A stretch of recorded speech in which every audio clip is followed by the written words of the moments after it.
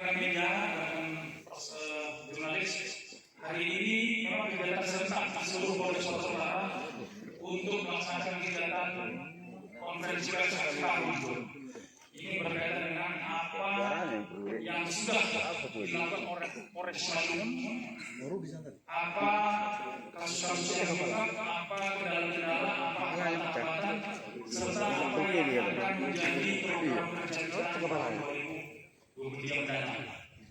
Rekan-rekan media, pada sore hari ini kami hanya menampilkan sebagian, sebagian tersangka sebenarnya mungkin ini sudah dirilis sebenarnya dari humas kami, tetapi kami tampilkan di sini supaya yang lebih kelihatan bahwa ini kita konferensi pers.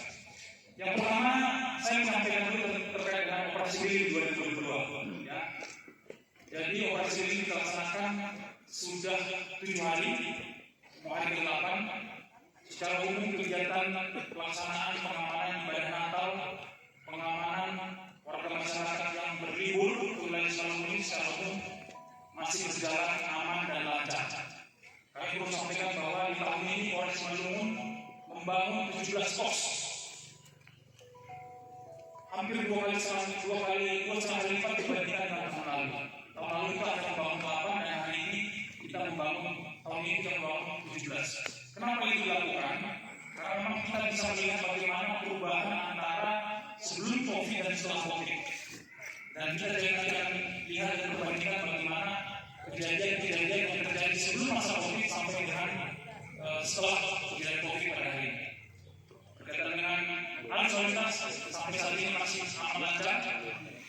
Untuk dikatakan bahwa sampai saat ini kita sudah mempergunakan jalur alternatif tol Seraksar itu 2 kali sampai dengan tengah malam. Tadi malam kita sampai jam 12 sudah mempergunakan.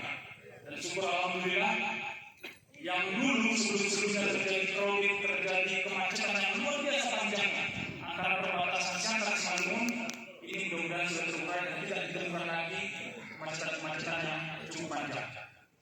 Baik rekan-rekan sekalian, itu tadi intermezzo utama terkait dengan operasi ini, dan harapan kita juga nanti pelaksanaan malam tahun baru nanti kita berharap juga seluruh masyarakat yang akan menikmati malam tahun baru bisa berjalan dengan baik dan lancar. Rekan-rekan sekalian, kami coba menyampaikan sedikit awal dulu tentang yang saya sampaikan tadi tentang Kamtipmas. Karena pada dasarnya kita menyampaikan ini terkait dengan tugas-tugas kita. Dibandingkan tahun 2021 dan 2022 memang ada peningkatan 30% jumlah tindak pidana yang dilaporkan di Polres Madiun. Ya. Di tahun 2021 Polres Madiun ini menerima laporan masyarakat tentang tindak pidana 1.242. Kalau kita bandingkan dengan tahun ini ada kenaikan kurang lebih hampir 400. Tahun ini kita sampai dengan malam kita menerima pengaduan masyarakat 1.624. Jadi ada kenaikan kurang lebih 30%. Itulah tadi saya sampaikan kepada teman-teman bahwa memang setelah COVID mungkin mereda, itu berdampak langsung terhadap situasi Kamtipmas. Artinya masyarakat juga sudah mulai beraktivitas, mungkin pelaku perjalanan juga kemarin masih takut COVID, sekarang juga sudah tidak takut juga karena mereka juga pasti sudah divaksin. Artinya ini kelihatan yang sudah bisa kita sama-sama saksikan. Adanya peningkatan kejahatan yang meningkat kurang lebih 30%. Namun di satu sisi teman-teman, kami juga menyikapi ini dengan ekstra kerja keras. Di mana tahun lalu pengungkapan kita yang hanya 334 perkara, di tahun ini jumlah penyelesaian tindak pidana kita sudah mencapai 1.027 perkara, kurang lebih 63,24%. Dari 1.624 yang dilaporkan, 63% berhasil dilakukan pengungkapan. Di mana dari 1.027 ini 116 merupakan kasus-kasus yang sudah diselesaikan dengan menggunakan metode restoratif justice. Jadi 116 ini kurang lebih 7% dari 63% yang kita ungkapkan. Kita berharap di tahun 2023 akan lebih banyak kasus-kasus yang bisa kita lakukan penyelesaian perkara dengan metode restoratif justice. Karena apa? Sekali lagi rekan, kita juga pengen masalah-masalah kecil, masalah-masalah muda, masalah-masalah ringan yang tidak menjadi perhatian masyarakat, yang tidak menimbulkan kegaduhan di tengah masyarakat, ini bisa kita selesaikan melalui mekanisme restoratif justice. Karena ini juga menjadi bagian dari program kepolisian supaya tidak perlu kasus-kasus yang sudah diselesaikan tidak perlu sampai harus ke pengadilan persidangan. Karena sekarang ini itu membutuhkan biaya yang cukup banyak. Kemudian kami sampaikan kepada rekan sekalian, dari 1627 ada 10 perkara yang menjadi kasus-kasus terbanyak. Yang paling tinggi di tempat kita ini adalah kasus undang-undang perkebunan. Di tempat kita ini cukup banyak perkebunan, ya kan? Itu mendominasi dari kasus-kasus yang dilaporkan. Memang dari kasus pencurian perkebunan ini ada 35 perkara, dan yang di RJ memang sebagian besar dari kasus-kasus perkebunan ini. Karena memang kita tahu orang mencuri sawit, orang mencuri satu janjang, 2 janjang, satu keranjang. Dari sisi ekonomis memang dia memenuhi syarat untuk kita selesaikan secara restoratif justice. Selama persyaratan materi tidak dilanggar. Persyaratan materi itu apa? Bukan residivis, ya kan? Bukan merupakan tindak pidana yang menjadi penolakan masyarakat, dan memang harus ada penyelesaian perkara secara kekeluargaan oleh pihak-pihak. Yang kedua, perkara yang cukup tinggi juga di tempat kita adalah berkaitan dengan penganiayaan berat. Ya, perlu kami juga sampaikan kepada rekan-rekan bahwa faktor yang paling tinggi mempengaruhi adanya tindak pidana penganiayaan berat ini adalah adanya kebiasaan-kebiasaan masyarakat kita yang mungkin masih terbiasa sore hari harus ke warung tua sampai malam hari. Bahkan di tahun ini ada 5 kasus yang mengakibatkan hilangnya nyawa orang lain. Itu semua diawali dengan pengaruh minuman tua. Kami juga dalam beberapa kesempatan selalu menyampaikan kepada masyarakat bahwa tua itu tidak dilarang, tetapi harapan kita bisa dikontrol oleh masing-masing individu. Karena kalau sudah tidak bisa mengontrol, maka akibatnya adalah hal-hal yang sepele sebenarnya, karena masalah mencaci, karena masalah salah ngomong, kemudian mengakibatkan harus hilangnya nyawa orang lain. Di tahun ini kita ada kurang lebih 5 perkara, dan syukur alhamdulillah 5-5-nya terungkap perkara. Ini tentu berkat dukungan masyarakat secara proaktif membantu memberikan informasi kepada pihak kepolisian. Kemudian kami laporkan juga tentang narkoba. Ini tidak semua saya laporkan tentang yang kasus ojol, tapi hal yang penting berkaitan dengan narkoba. Rekan-rekan sekalian, memang tahun ini kita mengalami penurunan dalam pengungkapan kasus narkoba. Tetapi sekali lagi bahwa kasus-kasus yang kita ungkap ini sesuai dengan peraturan yang ada persyaratan-persyaratan yang memperbolehkan, yang mengakomodir bahwa mereka ini harus dilakukan rehabilitasi. Karena memang amanat undang-undang, apabila ada pelaku yang jumlah barang buktinya di bawah sesuai dengan aturan-aturan baik surat edaran dari Bareskrim maupun dari Mahkamah Agung, itu memang wajib untuk kita lakukan assessment sehingga nanti keputusan tim asesmen terpadu yang memberikan layak atau tidak layak untuk dilakukan rehabilitasi. Di tahun 2021 kita ada 134 kasus narkoba dengan tersangka 175.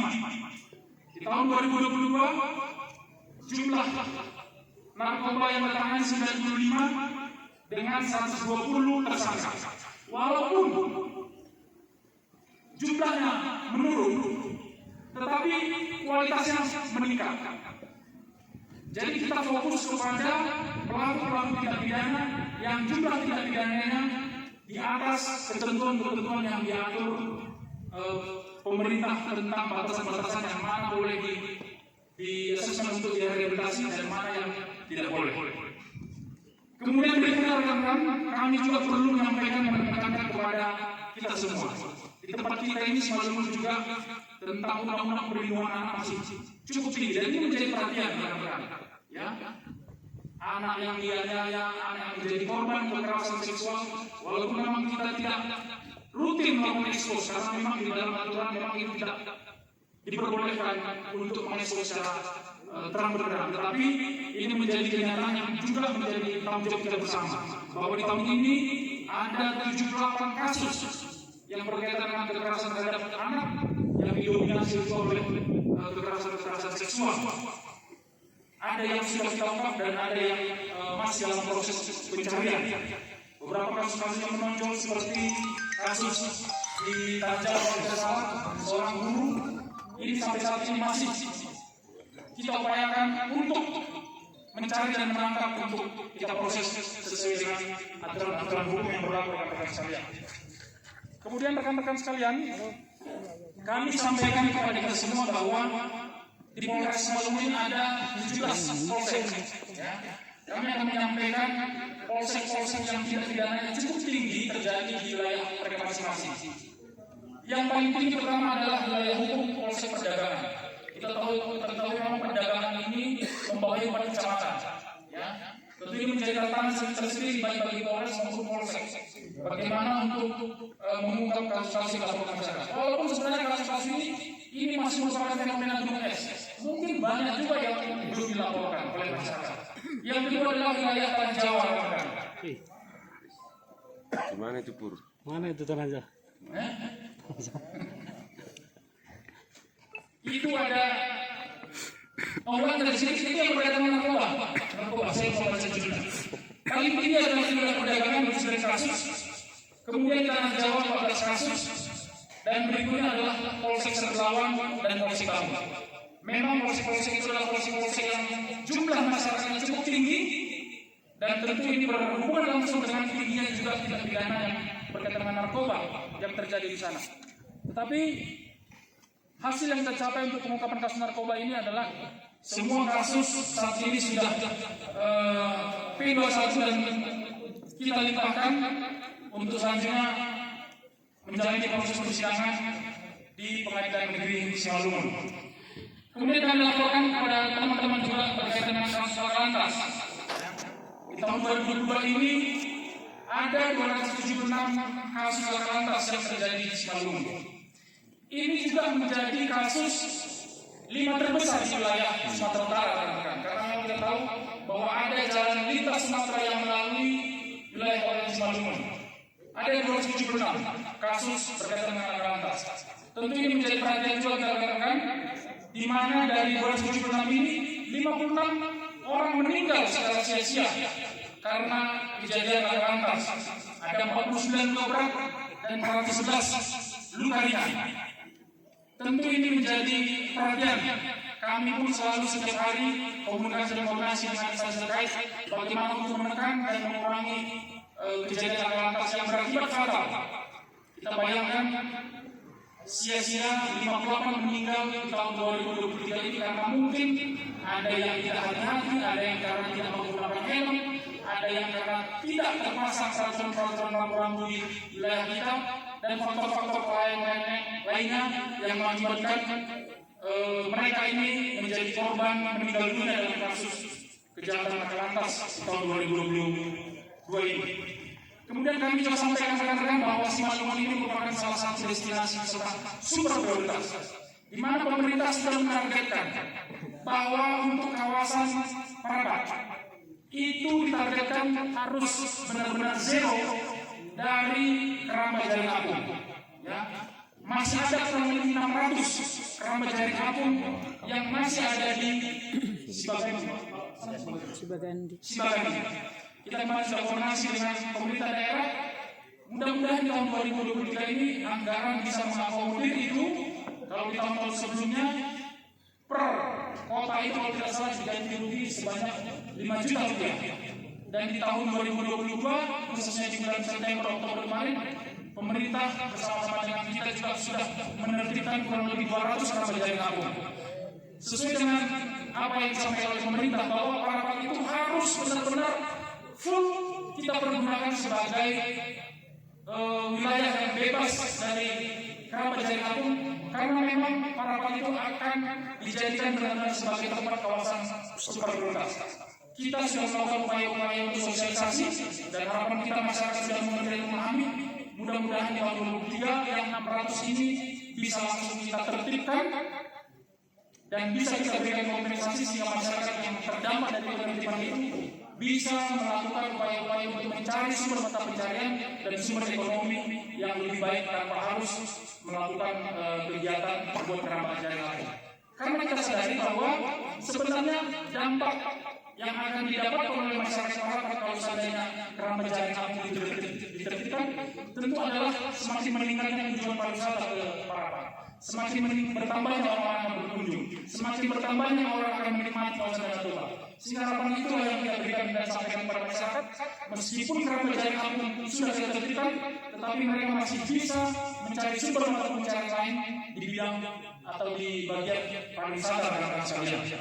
Kemudian kami juga perlu sampaikan kepada teman-teman sekalian, di tempat kita ini juga cukup tinggi berkaitan dengan konflik lahan, konflik sengketa. Ya, teman-teman sudah mengetahui ada beberapa titik kemarin cukup panjang kita mencoba untuk meredam di Sihaporas. Sampai saat ini pun masih belum tuntas. Pemerintah daerah masih berupaya untuk membuat aturan untuk membentuk tim identifikasi, tim verifikasi untuk melakukan kajian-kajian terhadap kelompok-kelompok masyarakat yang menamakan dirinya sebagai masyarakat adat. Dan kita terus mengimbau kepada kedua belah pihak sampai tim ini selesai bekerja untuk sama-sama menahan diri sehingga tidak terulang lagi kejadian-kejadian yang berterusan seperti yang di bulan Juli di Sihaporas. Kemudian rekan-rekan kami sampaikan juga untuk menjadi perhatian berkaitan dengan konflik lahan atau sengketa lahan. Kemarin di Tanah Jawa, tepatnya di Bajambi, ya Bajambi itu sampai datang dari KSP, ya. Bagaimana masyarakat yang mengklaim di tanah mereka, tapi kemudian PTP mengklaim bahwa itu adalah hak guna usaha yang masih berlaku sampai tahun 2029. Itu pun masih menyisakan belum tuntas penyelesaian konflik sengketa antara masyarakat Bajambi dengan PTPN. Dan kemarin tim dari KSP sudah turun, kita masih menunggu bagaimana penyelesaiannya, tetapi yang setahu saya kemarin, sepengetahuan kita pada saat kita dilibatkan, KSP menyarankan kepada PTP untuk memberikan waktu kepada masyarakat Bajambi kelompok 147 untuk bisa memanen dalam waktu 8 bulan ke depan. 8 bulan ke depan. Tentu kita harapkan semua pihak untuk sama-sama menghormati apa yang menjadi temuan dan hasil peninjauan lapangan dari KSP. Sehingga harapan kita tidak perlu lagi ada bentrok-bentrok yang berkaitan dengan lahan. Kemudian ada juga sengketa lahan yang terjadi di Dolok Pantibuan. Ini merupakan rangkaian juga dengan Sihaporas.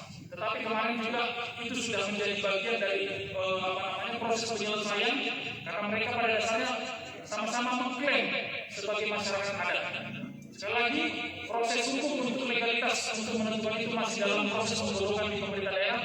Kita bersama-sama dengan Forkopimda yang lain terus mendorong untuk segera mungkin tim ini diverifikasi untuk bekerja sehingga bisa menyelesaikan dan tidak perlu lagi ada konflik-konflik yang akan terjadi di tahun 2023 yang akan datang. Kemudian rekan-rekan sekalian, kami perlu sampaikan juga upaya-upaya yang sudah dilakukan dengan pihak terkait dalam rangka pengamanan event internasional di Simalungun ini. Kemarin kegiatan G20 berjalan dengan lancar. Tentu ini berkat dukungan juga dengan teman-teman media yang mensupport pemerintah dan kita untuk memberikan sosialisasi. Kemudian kemarin ada kegiatan event internasional juga terkait dengan pengamanan rally Asia Pasifik rally di kawasan TPL itu juga berjalan dengan baik dan lancar. Tentu ini karena dukungan dari semua pihak. Kita berharap bahwa di tahun 2023 ini akan semakin banyak event-event internasional yang akan dilaksanakan di wilayah Simalungun, khususnya di Parapat. Kalau semakin banyak masyarakat berkegiatan event internasional, maka masyarakat internasional akan melihat oh ternyata Sumatera Utara mampu, Simalungun mampu, maka kita harapkan akan semakin banyak juga turis-turis, bukan hanya turis lokal, tapi turis mancanegara kita harapkan di 2003 akan semakin banyak. Tentu ini akan merasakan adalah warga masyarakat Simalungun, bukan hanya masyarakat Parapat, tapi kita semua berharap ini menjadi dampak yang bisa kita rasakan bersama-sama.